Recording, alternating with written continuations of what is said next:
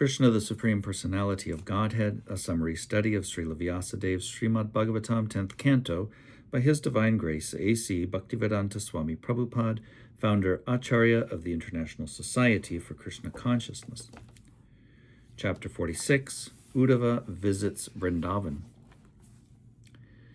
Nanda Maharaj returned to Vrindavan without Krishna and Balaram. He was accompanied only by the cowherd boys and men. It was certainly a very pathetic scene for the gopis, Mother Yashoda, Srimati Radharani, and all the other residents of Vrindavan.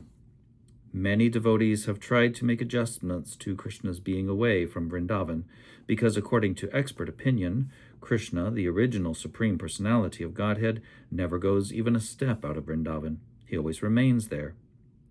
The explanation of expert devotees is that Krishna was actually not absent from Vrindavan. He came back with Nanda Maharaj as promised. When Krishna was starting for Mathura, on the chariot driven by Akrura, and the gopis were blocking the way, Krishna assured them that he was coming back just after finishing his business in Mathura. He told them not to be overwhelmed, and in this way pacified them. But when he failed to come back with Nanda Maharaj, it appeared that he either cheated them or could not keep his promise. Expert devotees, however, have decided that Krishna was neither a cheater nor a breaker of promises. Krishna, in his original identity, returned with Nanda Maharaj and stayed with the gopis and Mother Yashoda in his bhav expansion. Krishna and Balaram remained in Mathura, not in their original forms, but in their expansions as Vasudeva and Sankarsana.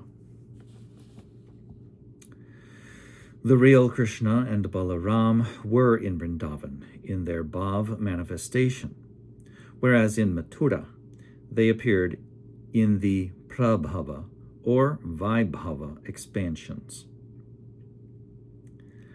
This is the expert opinion of advanced devotees of Krishna.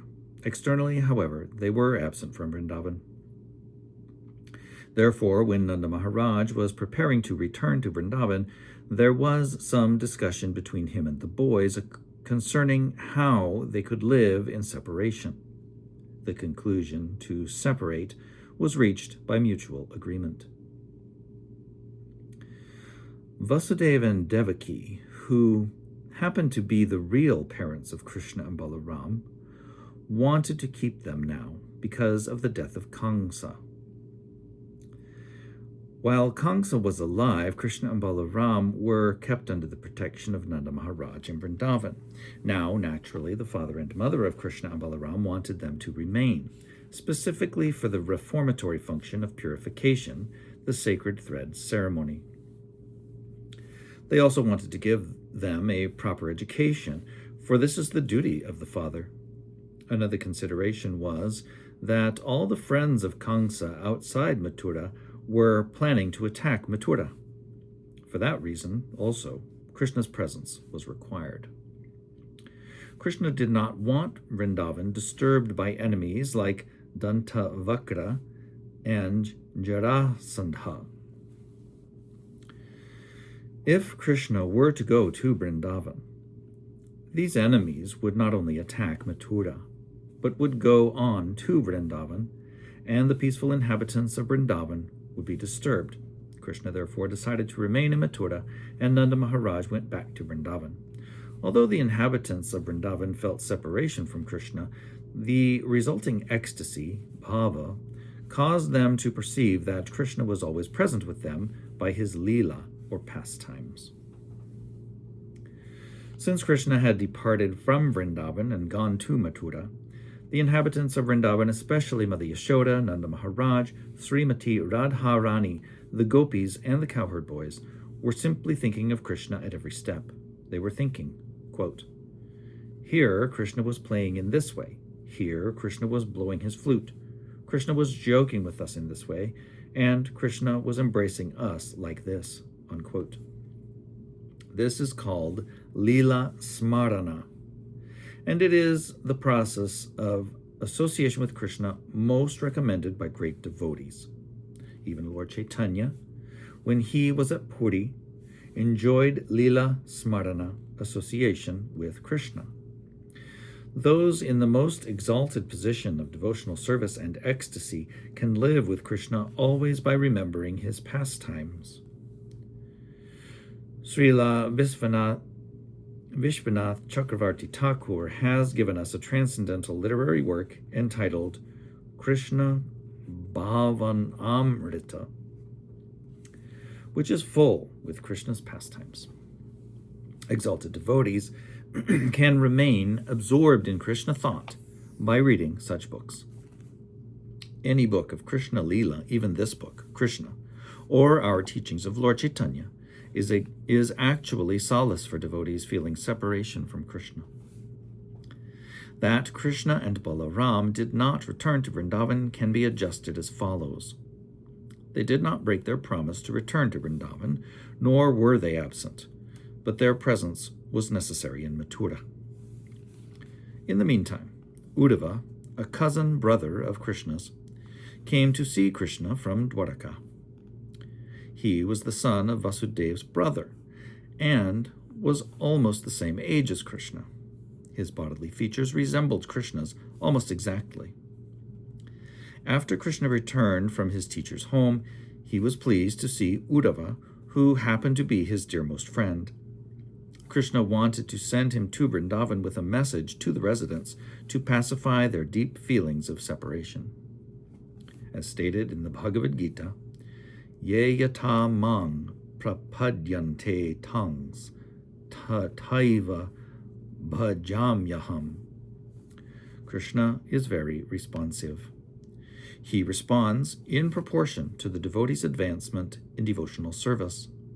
Thus, as the gopis were thinking of Krishna in separation 24 hours a day, so Krishna was also always thinking of the gopis, Mother Yashoda, Nanda Maharaj, and the other residents of Vrindavan. Although he appeared to be away from them, he could understand how they were transcendently aggrieved, and so he immediately wanted to send Uddhava to give them a message of solace. Uddhava is described as the most exalted personality in the Vrishni dynasty, being almost equal to Krishna. He was a great friend of Krishna's, and being the direct student of Brihaspati, the teacher and priest of the heavenly planets, he was very intelligent and sharp in decision. Intellectually, he was highly qualified. Krishna, being his very loving friend, wanted to send him to Vrindavan just to study the highly elevated ecstatic devotional service practiced there. Even if one is highly elevated in material education and is even the disciple of Brihaspati, he still has to learn from the gopis and the other residents of Vrindavan how to love Krishna to the highest degree. It was Krishna's special favor to Uddhava to send him to Vrindavan with a message for the residents there, which was meant to pacify them. Lord Krishna is also named Hari, which means one who takes away all distress from the surrendered souls. Lord Chaitanya states that there cannot at any time be a worship as exalted as that realized by the gopis. Being very anxious about the gopis' grief, Krishna talked with Uddhava and politely requested him to go to Vrindavan.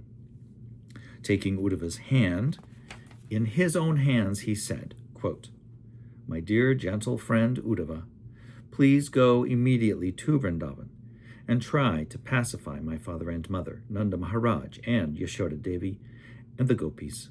They are grief-stricken, as if suffering from great ailments. Go and give them a message. I hope their ailments will be partially relieved. The gopis are always absorbed in thoughts of me. They have dedicated body, desire, life, and soul to me. I am anxious not only for the gopis, but for anyone who sacrifices society, friendship, love, and personal comforts for me. It is my duty to protect such exalted devotees. The gopis are the most dear. They always think of me in such a way that they remain overwhelmed and almost dead in anxiety due to separation from me. They are keeping alive simply by thinking that I am returning to them very soon. Unquote. Requested by Lord Krishna, Uddhava immediately left on his chariot and carried the message to Gokul. He approached Vrindavan at sunset, when the cows were returning home from the pasturing ground. Uddhava and his chariot were covered by the dust raised by the hooves of the cows. He saw bulls running after cows for mating. Other cows, with overladen milk bags, were running after their calves to feed them with milk. Uddhava saw that the entire land of Vrindavan was filled with white cows and their calves, running here and there all over Gokul, and he could hear the sound of milking. Every residential house in Vrindavan was decorated for the worship of the sun god and the fire god, and for the reception of guests, cows, brahmins, and demigods. Every home was sanctified by lights and incense.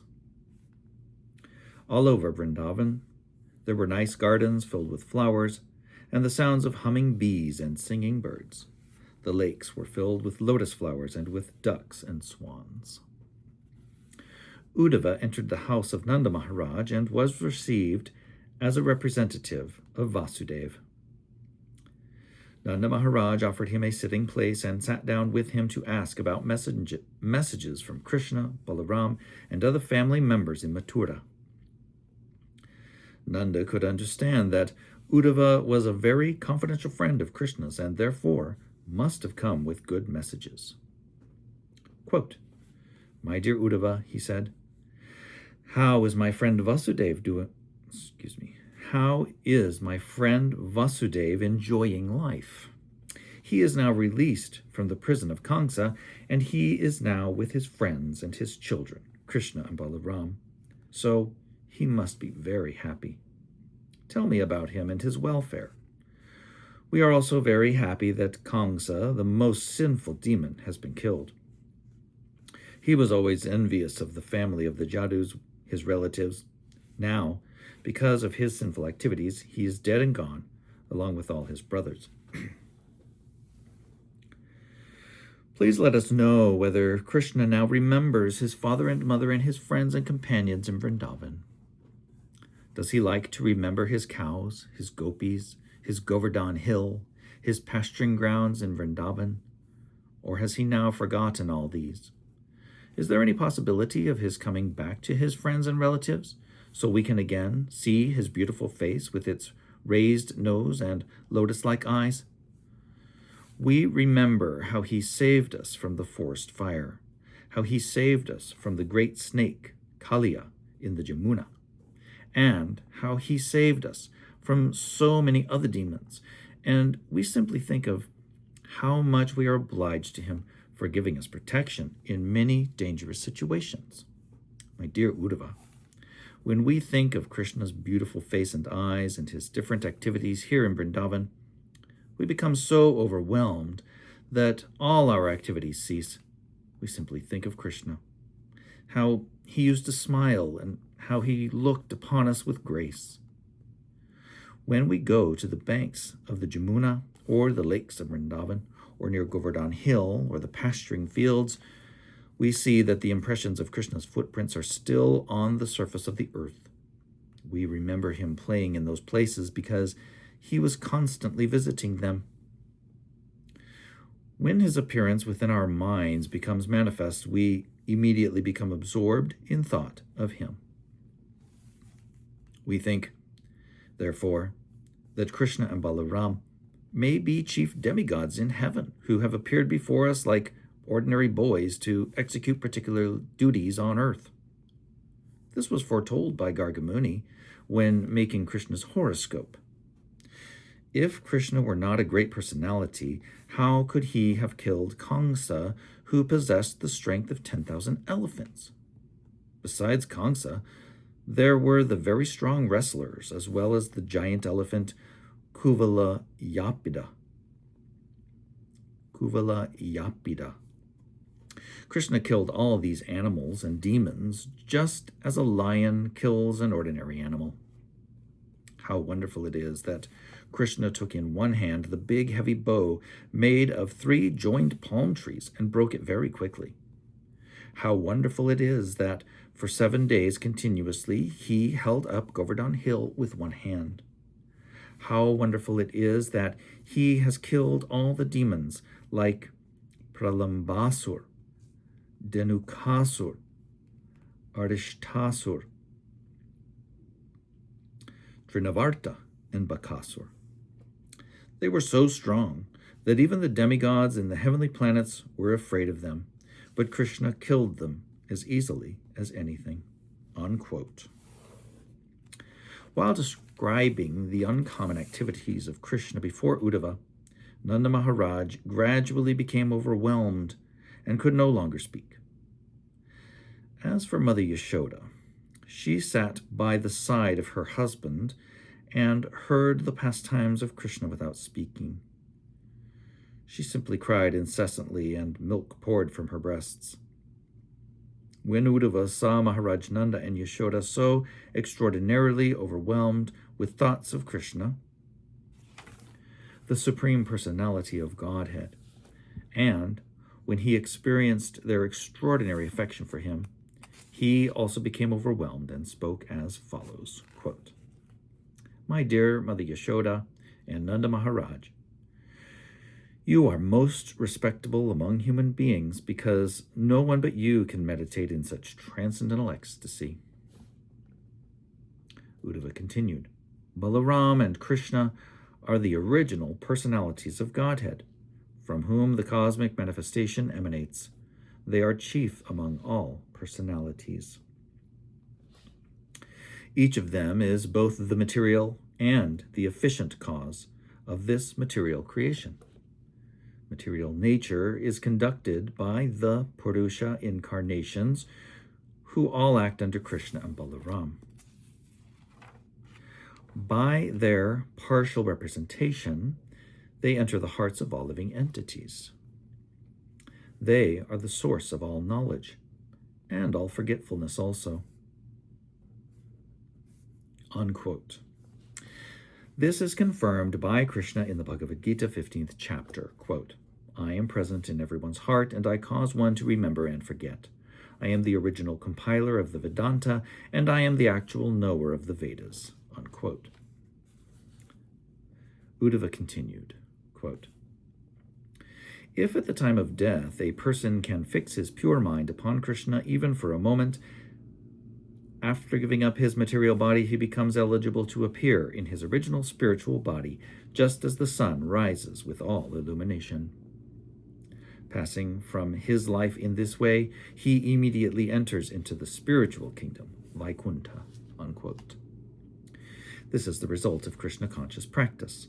If we practice Krishna consciousness in this present body, while in a healthy condition and in good mind, simply by chanting the holy Mahamantra, Hare Krishna, we will have every possibility of fixing the mind upon Krishna at the time of death. If we do this, then our lives become successful without any doubt. But if we keep our minds always absorbed in fruitive activities for material enjoyment, then naturally at the time of death we shall think of such activities, and again be forced to enter material conditioned bodies, to suffer the threefold miseries of material existence. Therefore, to remain always absorbed in Krishna consciousness was the standard of the inhabitants of Vrindavan, as exhibited by Maharaj Nanda, Yashoda, and the gopis. If we can simply follow in their footsteps, even to a minute proportion, our lives will surely become successful, and we shall enter the spiritual kingdom Vaikuntha. Quote, "My dear Mother Yashoda and Nanda Maharaj," Uddhava continued, "you have thus fixed your minds wholly and solely upon that Supreme Personality of Godhead, Narayana, whose transcendental form is the cause of impersonal Brahman.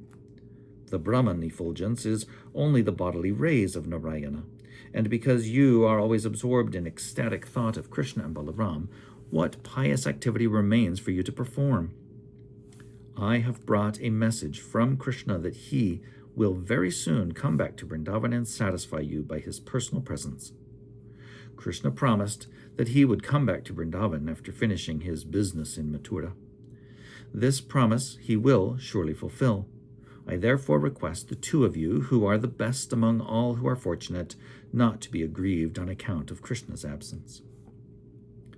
You are already perceiving his presence 24 hours a day, yet he will come and see you very soon. Actually, he is present everywhere and in everyone's heart, just as fire is present in wood. Since Krishna is the Super-Soul, he regards everyone equally. He sees no one as his enemy, no one as his friend, and no one as lower or higher than him. He actually has no father, mother, brother, or relative, nor does he require society, friendship, and love. He does not have a material body like us. He never appears or takes birth like an ordinary human being. He does not appear in higher or lower species of life like ordinary living entities, who are forced to take birth on account of their previous fruitive activities. He appears by his internal potency just to give protection to his devotees. He is never influenced by the modes of material nature. But when he appears within this material world, he seems to act like an ordinary living entity under the spell of the modes of material nature. But, in fact, he is the overseer of this material creation, and, while remaining unaffected by the material modes of nature, he creates, maintains, and dissolves the whole cosmic manifestation. We wrongly look upon Krishna and Balaram as ordinary human beings, just as whirling men see the whole world whirling around them. The personality of Godhead is no one's son. He is actually everyone's father, mother, and supreme controller. There is no doubt of this. Whatever is already being experienced, whatever is not being experienced, whatever already exists, does not exist, or will exist in the future. Whatever is the smallest and whatever is the biggest have no existence outside the Supreme Personality of Godhead. Everything rests in him, but he is untouched by everything manifested." Unquote. Nanda and Uddhava thus passed the whole night discussing Krishna. In the morning, the gopis prepared for morning arti by lighting their lamps and sprinkling butter mixed with yogurt.